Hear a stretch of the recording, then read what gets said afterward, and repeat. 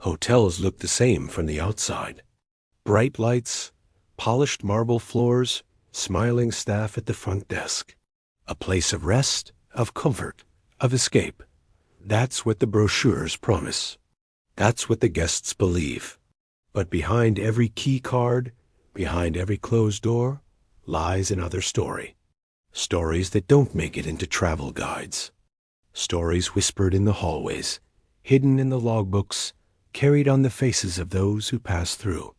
Infidelity disguised as business trips. Deals sealed not in boardrooms, but in dim hotel rooms. Suitcases that carry more than clothes. Smiles that hide fear. Rooms that never forget the tragedies inside them. And standing at the center of it all is the night receptionist, silent, smiling, watching. The one who sees everything yet says nothing. These are my stories. The hidden corners of a hotel.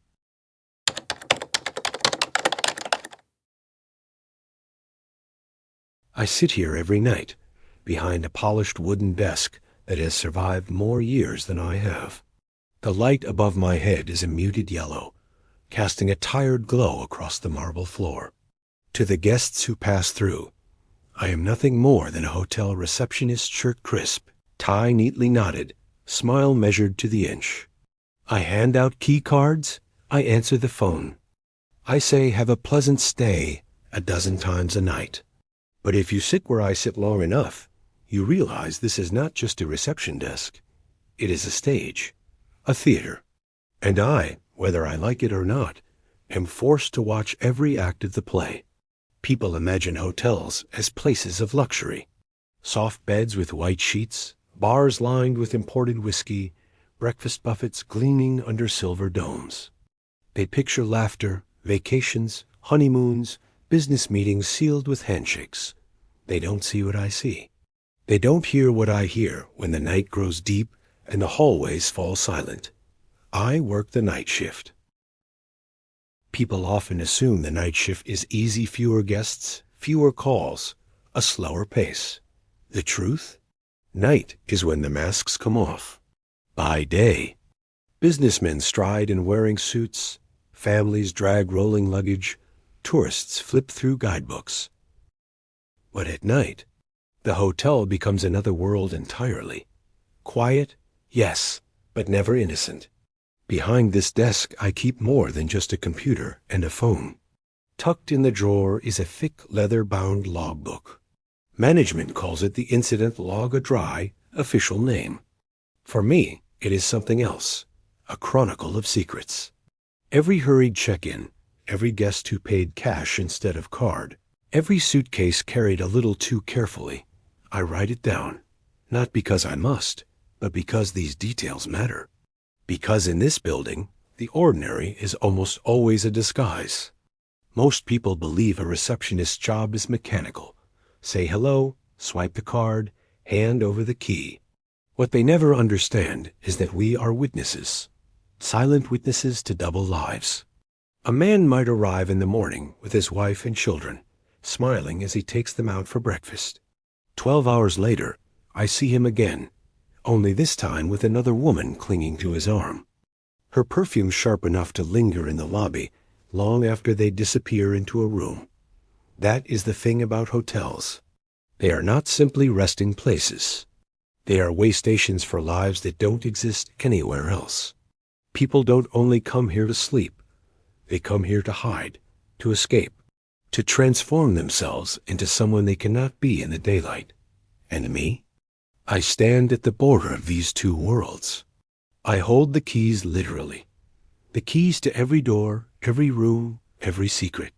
Sometimes I wonder if the wood of this desk has absorbed them all, the whispers exchanged over it, the nervous hands that tapped its surface while checking in under false names, the trembling fingers that slid across it when asking for a room at midnight, alone and desperate.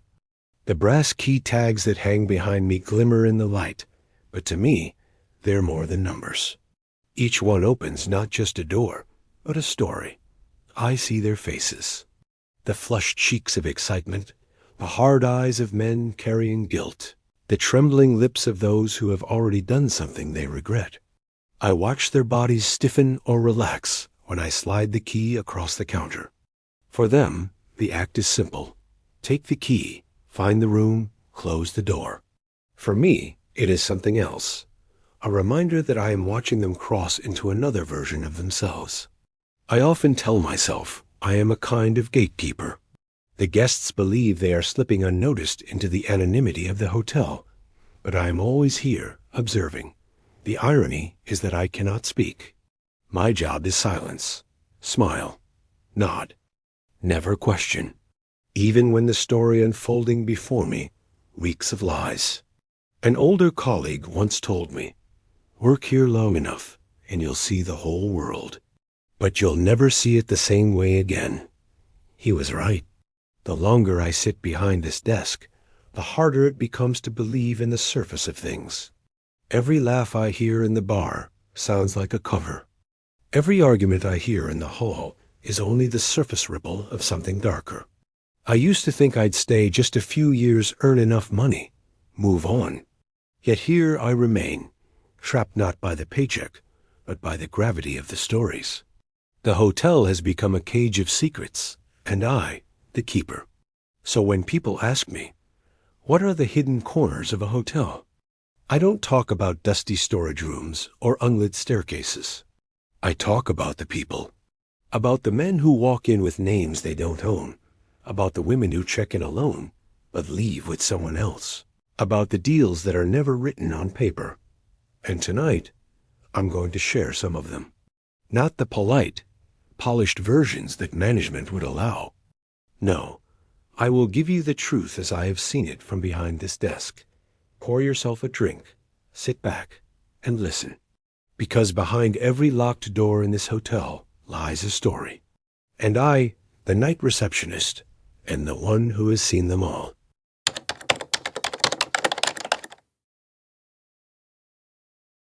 They arrive at odd hours. Not the usual check-in times. Not the friendly bustle of families dragging suitcases or tourists asking where to find the best coffee. These couples slip in when the lobby is half empty, when the air is heavy with silence. I can always tell who they are before they even reach the desk. It's in the way they move. Quick steps, yet strangely careful, as though every sound is an admission of guilt. They avoid my eyes at first. The man usually takes the lead confident on the surface, but his fingers fidget when he pulls out his wallet. The woman lingers behind, her gaze darting around the lobby, taking in every shadow as if the chandelier itself might be an informer. And then the words. They never introduce themselves. Never say hello, I am Mr. So-and-so. Instead, a clipped sentence. Reservation for tonight? Single night. Under Johnson. Room, please. Don't need breakfast. Sometimes there is no reservation at all. Just a name given hastily, sometimes even an initial. A name that doesn't match the ID. A name that vanishes when the key card clicks into the lock upstairs. I learned early on that hotels are magnets for affairs. People assume anonymity hides them, that the neutral walls of a hotel room erase the world outside. But anonymity is a fragile thing, and I, sitting here every night, can see the cracks in it. The married men are easy to spot. Their rings vanish before they reach the desk. They tug them off in the car and slip them into pockets, yet they still carry the outline of commitment on their fingers, a pale groove that glows under the lobby lights. The women they arrive with are not their wives. Too young sometimes, too nervous often, too polished in a way that suggests preparation. One night I remember clearly. A businessman, let's call him Mr. K, came in close to midnight. Tall, expensive suit, hair slicked back. He gave me a smile that tried too hard to look casual. Behind him, a woman stepped into the lobby, heels clicking like gunshots in the silence. She was striking red lipstick, black dress that clung to her shoulders. But what I noticed was the way her hands trembled when she signed the check-in form. Mr. K gave me cash, folded bills pressed flat, as though the act of smoothing them erased the evidence. No calls to the room, he said, voice firm. eyes unblinking. I nodded, slipped the money into the drawer, and handed him the key card. He walked off quickly, hand on the woman's back, steering her like cargo. 10 minutes later, his phone rang at the desk. The caller ID, home. His wife's voice filled the line. "Is my husband staying there tonight?" He said he had a late meeting. There are moments when silence is the hardest part of my job. The rules are simple. Never confirm, never deny. I said only what protocol demanded. "I'm sorry, ma'am. I can't give out guest information." But her voice lingered with me long after the call ended. A voice that trembled with the suspicion she already knew the answer to. You see, affairs leave behind invisible trails. A second perfume clinging to the elevator, laughter echoing too loudly down the hallway, 2 sets of shoes abandoned by the door, and I, the night receptionist, become the unwilling archivist of them all. It isn't always businessmen. Sometimes it's women 2 wives slipping away for an evening, booking a room under their maiden names. One woman checked in every Thursday, always with a different man, always with the same excuse: business trip. I began to wonder if her husband, somewhere at home, believed she was the busiest woman alive. And then there are the desperate ones. The couples who can't hide their urgency, who lean against each other at the desk, as if the world might collapse before they get upstairs. I remember one pair who barely waited for the elevator doors to close before they were kissing, hands tangled in each other's coats. Their hunger filled the lobby like static. But here's the truth no one tells you. These stories rarely end in romance. Hotels are not built for love. They are built for transactions, for exchanges. Rooms paid by the hour, by the night, by the lie. Passion burns hot, but it fades by morning.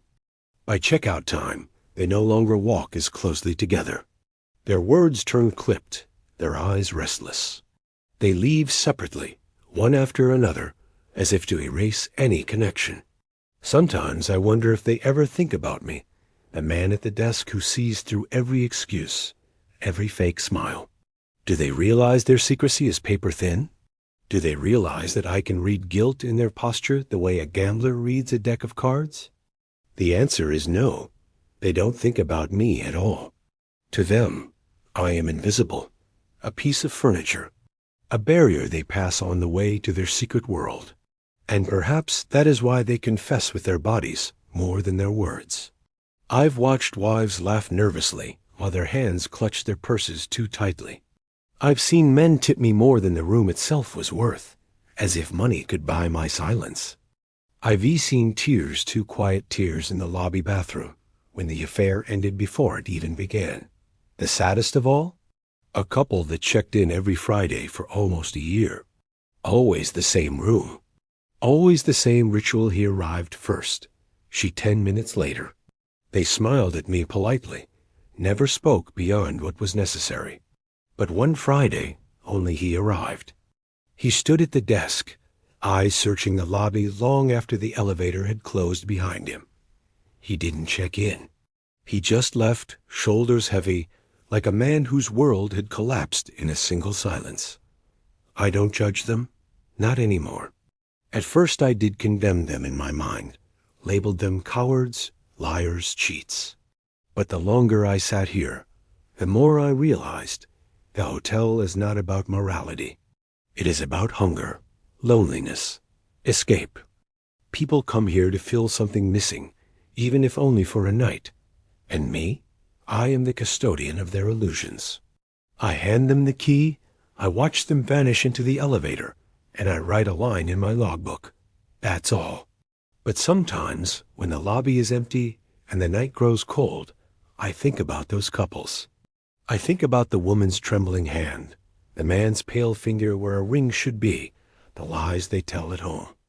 I think about how love, or what passes for love, can twist itself into secrecy so easily. The keys hang behind me, silent witnesses, each one waiting to unlock another lie, another night, another life.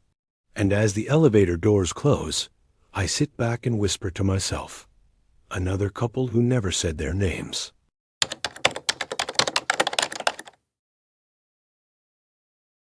There's a certain weight to a suitcase.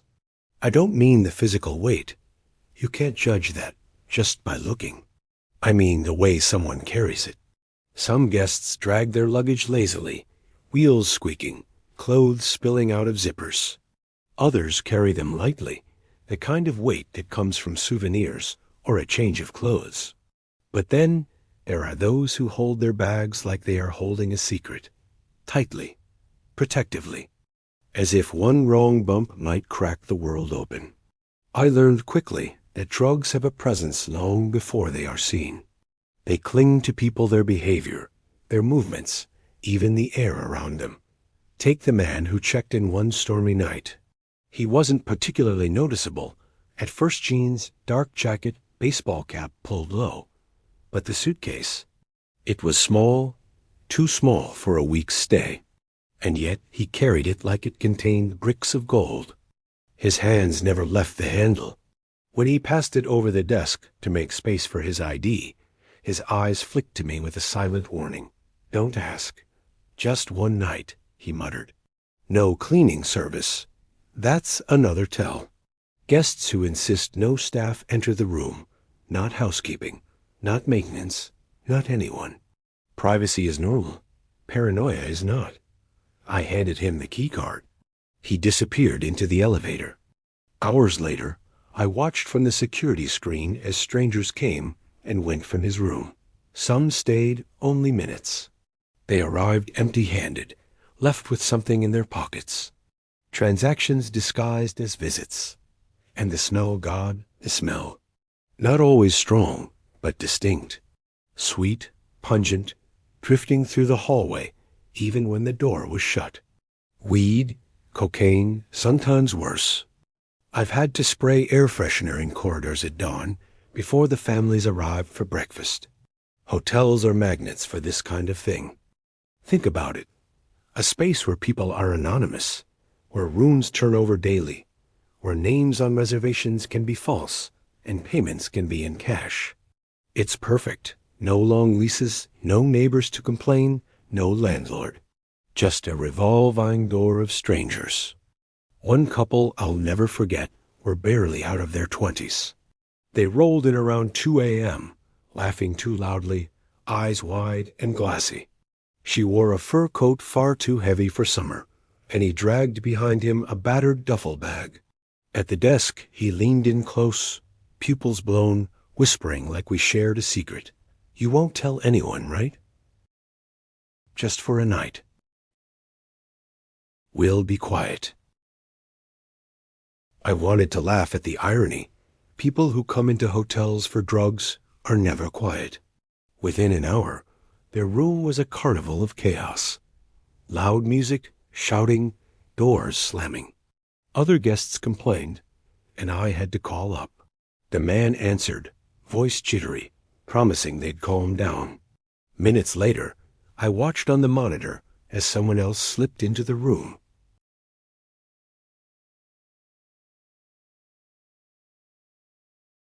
At 5A, housekeeping found needles in the hallway. Management called the police.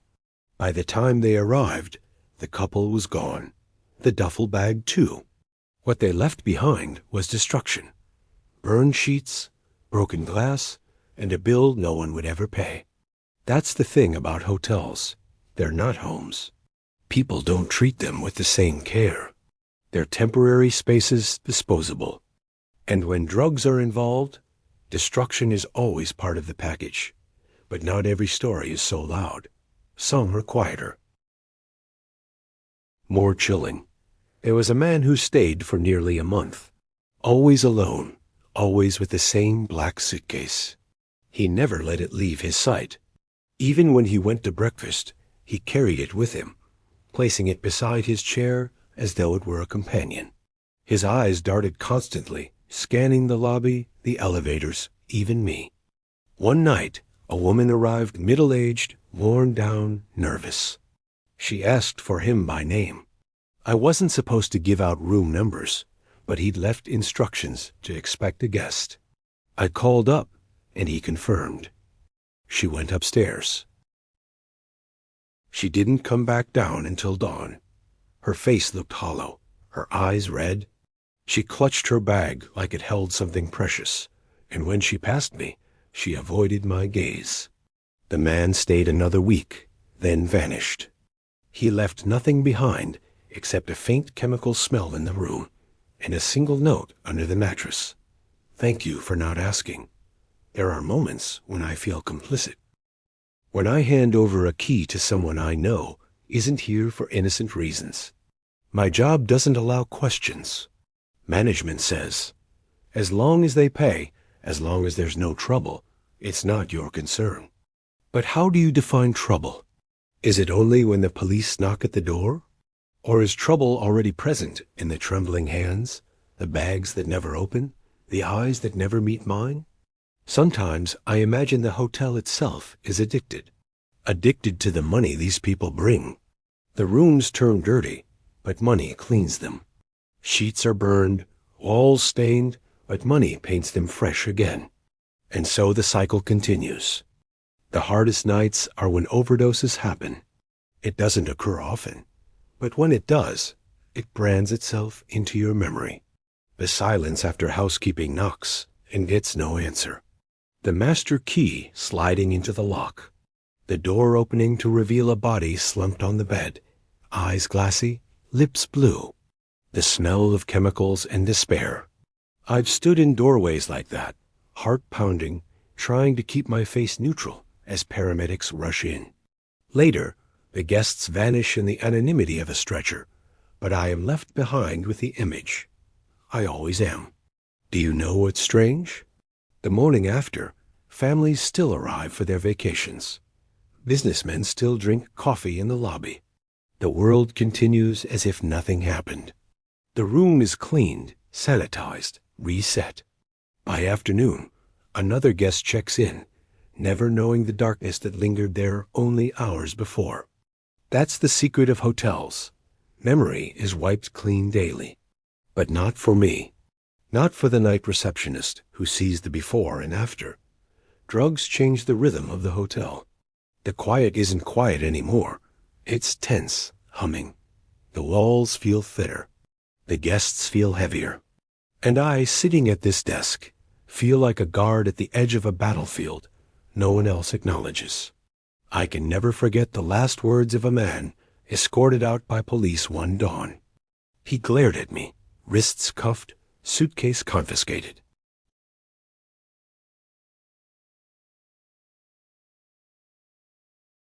But knowing and acting are two different things.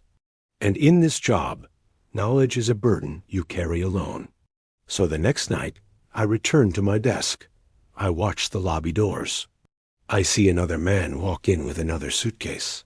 His smile is forced. His hand grips the handle too tightly. And once again, I do what I always do. I slide a key across the counter, and I pretend not to notice. Because in hotels, silence is the currency, and I am paid to keep it.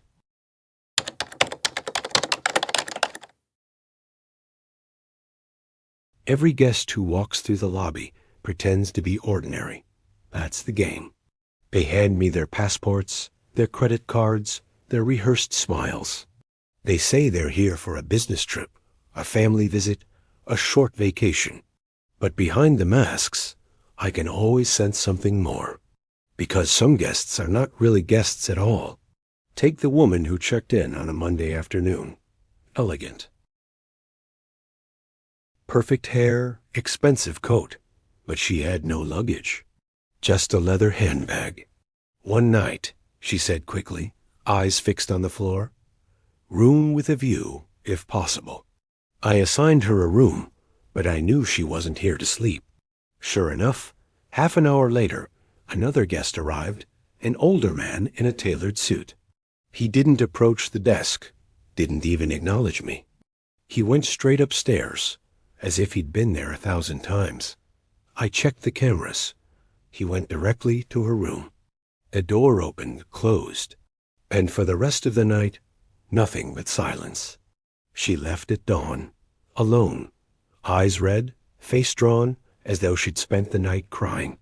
She didn't check out formally, just dropped the key card on the desk, like it burned her fingers. She walked out into the cold morning without looking back. I didn't need to ask what kind of guest she had been. Hotels are convenient covers. A meeting place for lovers who shouldn't be lovers. A temporary office for businessmen who don't want paperwork. A stage for deals that exist only in whispers. Sometimes, the walls of this place feel more like a marketplace than a sanctuary. One of the clearest examples burned itself into my memory one Friday night. A man walked in with a suitcase, flanked by two other men who looked like shadows in human form. Their eyes scanned the lobby, hard and sharp. They didn't smile, didn't remove their coats. The man booked 3 rooms, all on the same floor. Paid in cash. Thick stacks of it. When I counted, my fingers itched with unease. He leaned in, voice low. No disturbances, no cleaning, no questions. I nodded. What else could I do? The men vanished upstairs, their footsteps echoing in the stairwell. For 2 days, they didn't emerge except to collect deliveries. Unmarked packages, always received at the service entrance. By Sunday, they were gone. Rooms stripped of bedding, trash cans empty, nothing left but a faint metallic smell. I reported it to management, of course. But management doesn't like police in the building. They prefer silence. They prefer profit. And so, silence is what we give. There are other nights when the line between guest and something else blurs even more. A man once checked in with 3 women, all dressed in glittering gowns. They laughed loudly in the lobby, their perfume heavy, their eyes scanning every corner. He booked a suite, paying with a corporate card that didn't bear his name. At first, I thought they were tourists wealthy, perhaps eccentric. But when I saw the stream of men visiting the suite throughout the night, I understood. They weren't here for sightseeing. The hotel had become a temporary brothel, its carpeted hallways carrying the weight of secrets sold by the hour. Other staff whispered about it, of course, but no one intervened. Not the cleaners, not the doorman, not even management. Because the bill was paid and the rooms were left in order. In this business, morality rarely outweighs money. But sometimes the danger is not just whispered, it steps directly into the lobby. There was a night I'll never forget. A man burst in around 3 May, frantic, eyes wide. He wore a hoodie, face pale with sweat. "I need a room," he gasped. "Any room, cash." His hands shook as he counted the bills.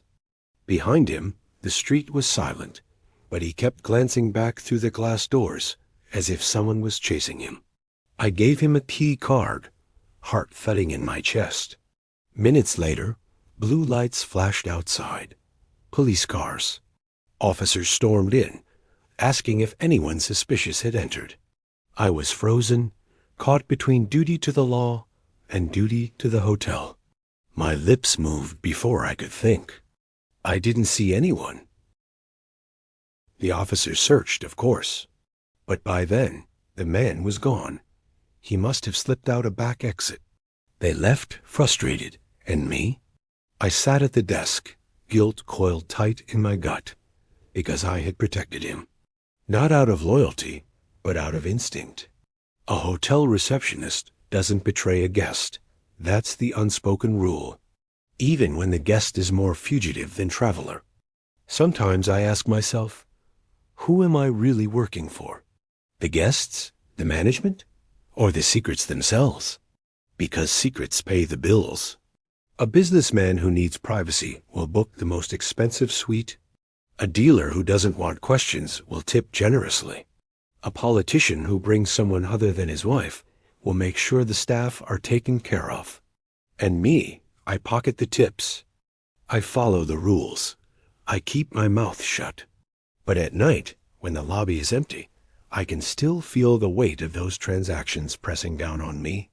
I once overheard two cleaners talking after a shift. One said, "We don't work in a hotel. We work in a theater of sins." She was right. Because when you strip away the linen, the uniforms, the polished marble floors, that is all this place really is.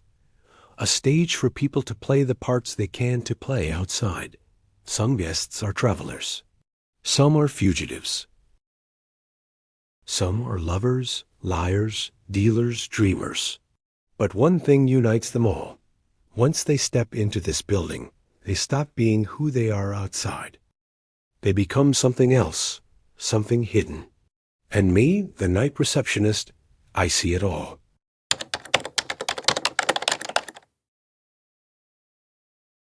If you ask me what the hardest part of this job is, I won't say the drunks. I won't say the drug dealers, the cheating husbands, or the police sirens flashing outside at 3 a.m. The hardest part is the smile.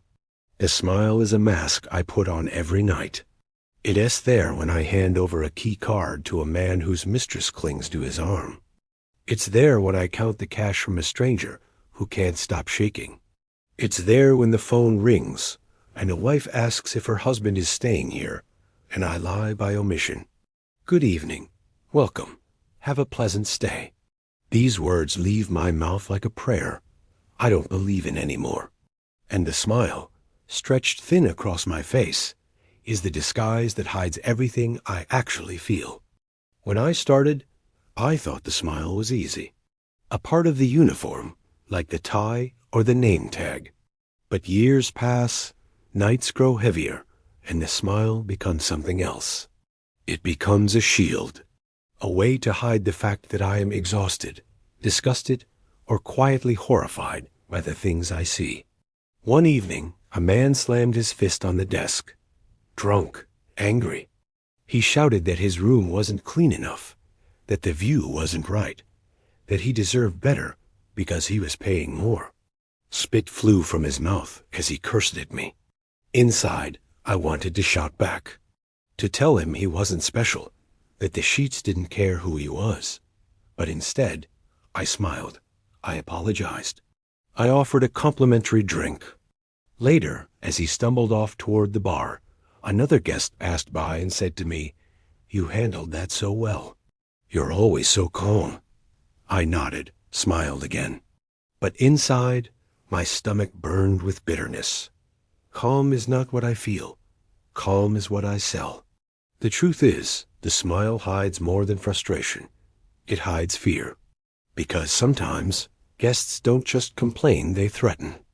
One night, a man checked in with no luggage, eyes glassy with rage. He leaned across the desk and whispered, "If anyone asks, I was never here."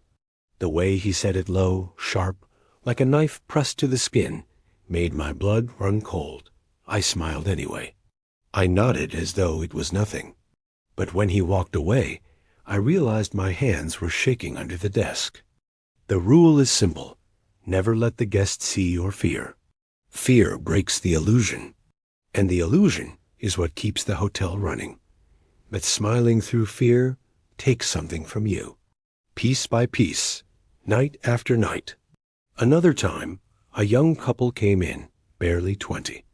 They looked like they hadn't slept in days. Eyes darting, hands trembling. They paid in cash-crumpled bills, reeking of smoke. I knew immediately they were on something. They couldn't stop touching each other, whispering too loudly. I smiled, gave them a room. Hours later, I was called upstairs. The girl had overdosed. When the paramedics carried her out, the boy followed, screaming her name. Guests gathered in the hallway, whispering, covering their children's eyes. And there I was, standing at the door, still wearing the same smile, the same mask. Inside, I wanted to scream. I wanted to rip the name tag from my chest and shout that I wasn't a part of this circus, that I was just a man who'd taken a job to pay his rent. But I didn't. I couldn't. Instead, I wrote the incident in the logbook, sanitized my expression, and went back to the desk. Because that's the job. What no one tells you is how lonely it becomes. Guests come and go. Coworkers rotate, but me, I stay. Always behind the desk, always the one constant face in a sea of strangers. Sometimes, during the deepest hours of the night, when the lobby is empty and the only sound is the ticking of the clock, I catch my reflection in the glass doors. The smile is still there, faint but present, and for a moment, I don't even recognize the man staring back at me. He looks tired, hollow, like someone who has practiced pretending for too long. The irony is that guests often think the staff are invisible.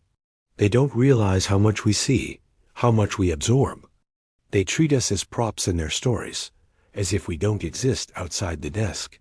But we do. We bleed. We break. And every forced smile is a tiny fracture in who we are. One colleague of mine, a woman who worked mornings, once confessed over coffee, "Sometimes I go home and my face hurts. I look in the mirror, and the smile is still there, even when I'm alone." I understood. Too well. The hotel doesn't just demand your time. It demands your emotions. It demands that you bury your reactions, your opinions, your disgust, your grief, until all that's left is a professional mask. But behind every "have a pleasant stay," there's another voice in me whispering, "You don't belong here." None of us do. We're just prisoners of other people's secrets. And yet, night after night, I return. I tie the knot of my tie. I polish the desk. I practice the smile in the mirror. Because the world outside doesn't care what I've seen, what I've endured. The world only sees the uniform, the smile, the illusion. Some nights, when the lobby grows quiet, I wonder what would happen if I stopped smiling. If I looked a guest in the eye and told the truth. "I know what you're here for. I know what you've done. I know what you're hiding." But I never do. Because the hotel doesn't want the truth. It wants discretion. And discretion, in this place, is just another word for silence. So I keep smiling. Even when I hand over a key to a man whose lies weigh more than his suitcase. Even when I hear muffled sobs behind closed doors. Even when the police leave and the sheets are stripped and another guest checks into the same room hours later. I keep smiling because that is the only armor I have left. And when dawn finally breaks and the day staff arrives to relieve me, I take off the mask. I walk out into the daylight, the smile fading at last. But it always returns. It always waits for me at the desk, ready for another night. Because in a hotel, the smile is not kindness. The smile is survival.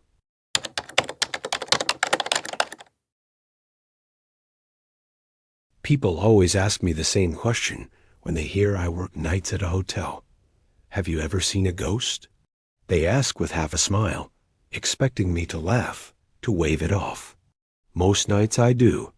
I tell them the truth they want to hear, that ghosts are just stories, shadows, tricks of tired eyes. But if you press me, if you catch me in the quiet hours when my guard is low, I might admit this. Yes, I've seen ghosts. But not the kind you imagine. The ghosts I've seen aren't women in white drifting through hallways, or chains rattling in the dark. They're quieter than that, heavier, and they cling not just to the rooms, but to the people who pass through them. Every hotel has one. A room that seems normal on the surface, but carries a weight the staff can feel. Ours was on the 7th floor, at the far end of the hall. Nothing about it looked unusual.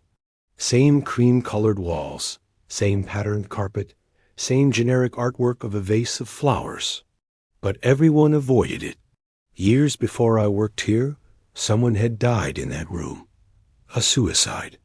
The story varies depending on who you ask. Some say a man, others a woman, a rope, a bottle of pills. The truth hardly matters. What matters is that the room has never been the same. Guests complain of strange things. A draft with no source. A television that turns on by itself. Footsteps in the hallway at 3 a.m. though no one is there. Once, a woman ran to the desk in tears, swearing she'd heard someone whisper her name while she was in the shower. She checked out immediately, refusing a refund. I've had to send housekeepers up there, who swore the temperature dropped as soon as they stepped inside. One refused to clean it at night anymore. She said she felt someone watching her as she changed the sheets. Management, of course, doesn't believe in ghosts. They list the room like any other. But I've seen the booking system. Whenever a guest is assigned to that room, the reservation doesn't last. A cancellation, a last-minute switch, a sudden request for another floor. It's as if the room rejects people. Sometimes, late at night, I look at the monitor showing the 7th floor hallway. Most screens are still empty, but that hallway, shadows move there when no one's checked in.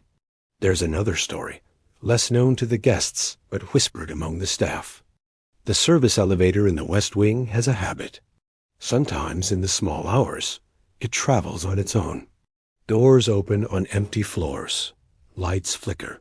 It hums up and down even when no button has been pressed. One night, curiosity got the better of me. I checked the cameras. The elevator stopped on the 4th floor. The doors slid open.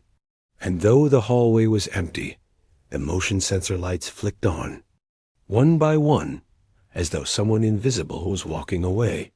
The elevator doors closed again. It descended. When it opened in the basement, the camera there glitched, a blur of static. By the time it cleared, nothing remained but an empty car.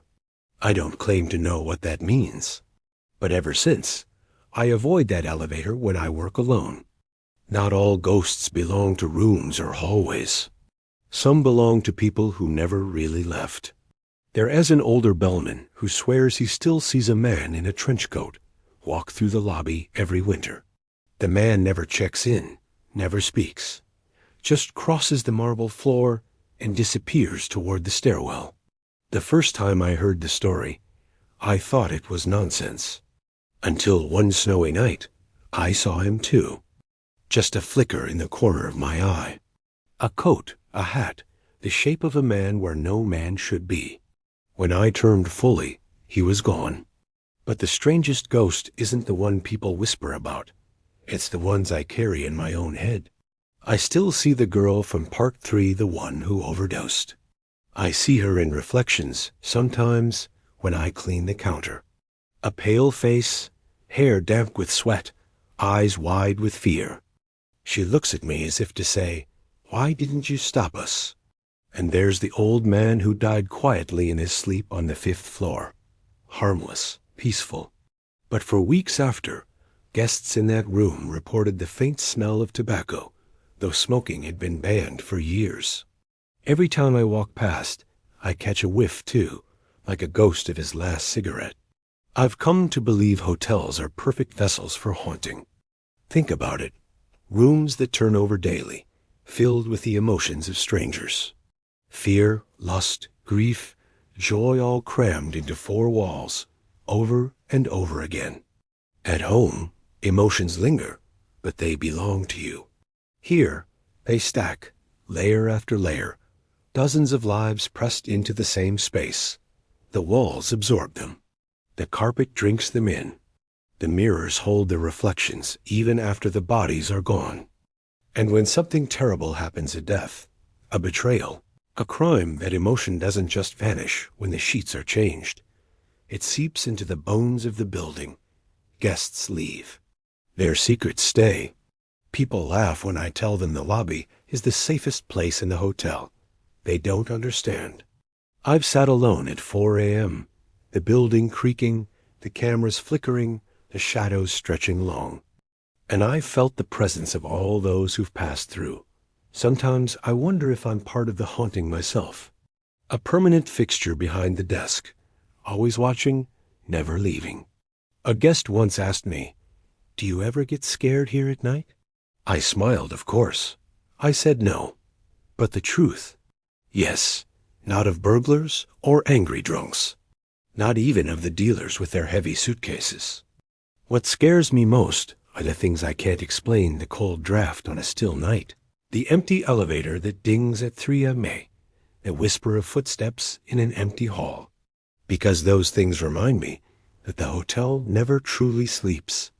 Even when the guests leave, even when the staff go home, something else remains.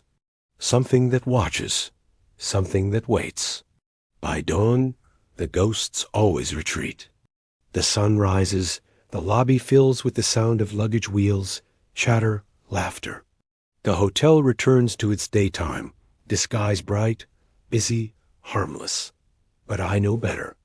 I know that when the lights dim again, when the families go home and the businessmen close their laptops, the building exhales.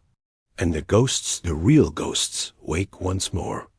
So when people ask me if I've ever seen one, I give them the polite answer. I smile and shake my head, because some truths aren't meant for daylight.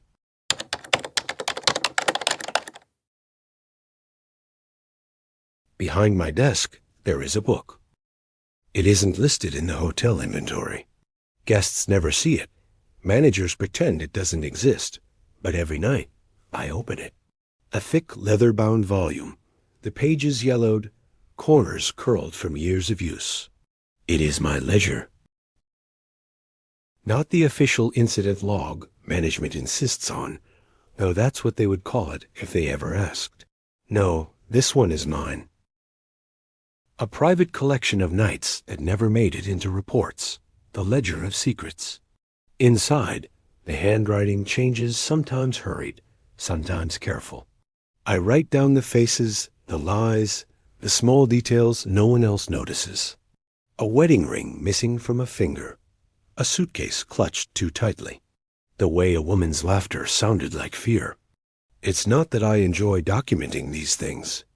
It's that I can't not. Because in this job, the weight of silence builds, heavy and suffocating.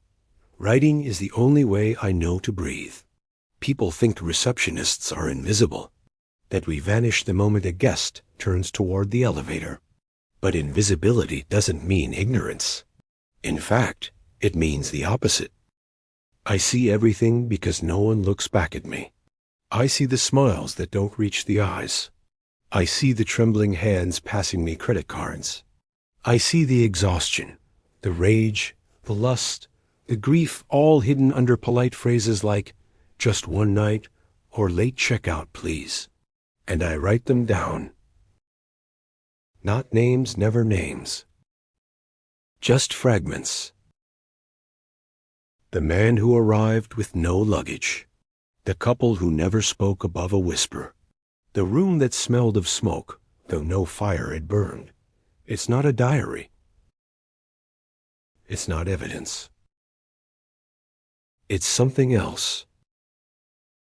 A way to remind myself that these nights were real, that I didn't imagine them. Because sometimes, working here, reality feels slippery. Hotels are masters of illusion. Fresh sheets, polished floors, gleaming lobbies. 1,000 tiny acts of cleaning and covering, all designed to erase what happened yesterday, so today looks untouched. But the ledger tells another story.